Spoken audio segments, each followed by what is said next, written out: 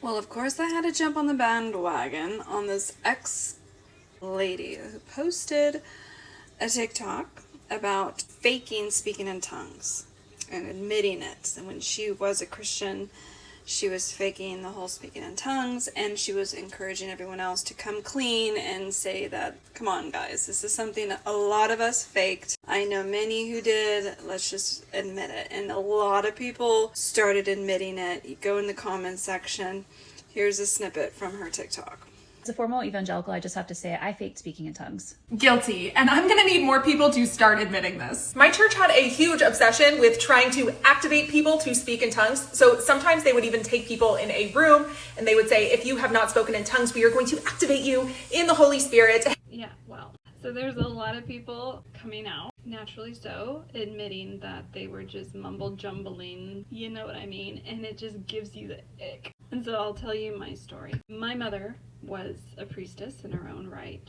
I grew up in a very strict religious home. I talk about it periodically throughout my channel. Very strict, very Christian. She was wrong on so many levels. She church hopped. She couldn't figure out which denomination she wanted to be a part of.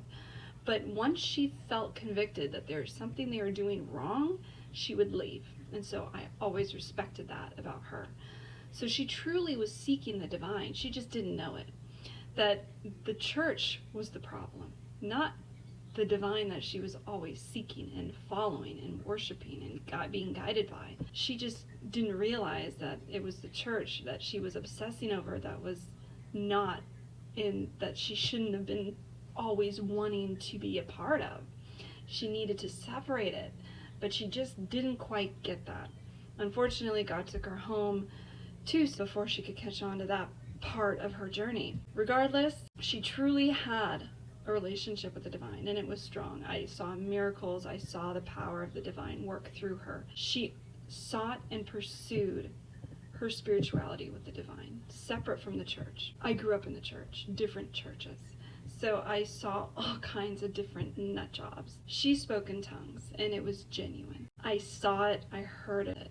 I felt and heard whispers in my own house, creepy as hell. People that are close to us, that are not even religious, felt impacted when they were around my mother. She was a very powerful woman. And I say all that to say, I don't have the gift of tongues. I never wanted to fake it, so I never did. And it was a big issue, because I wanted to fake it so bad, but I still didn't. And it would just give me this ick feeling when I would hear it, but the only person I didn't get that feeling from was my mother. And I think it was because of what I felt when I would hear her. She didn't do it in public. That was the difference with her. A lot of these people will do it in church, do it to be heard, do it in prayer groups. She was so private, very private. It was in the wee hours, my Scottish, it was in the early hours, in the late nights, by herself, when she thought she was by herself, and I would hear her whispers, when she thought no one was listening. And that's when she would speak this foreign spiritual language, and you would feel the energy. Nowhere did she ever show it off. And I could always distinctly tell the difference. And they all sounded the same, except for my mother. But it's hilarious having all this come out, because a lot of us already knew there's a form of dialect you can say and do to align with this gibberish. And so many will just refuse to admit it. They will just refuse. But we all know it's true. And if you get that ick factor and that gut ick, you know it's true. It's that verse that reminds me, pray in the privacy in a closed room. That's the way it's intended to be, a private, intimate thing just between you and the divine.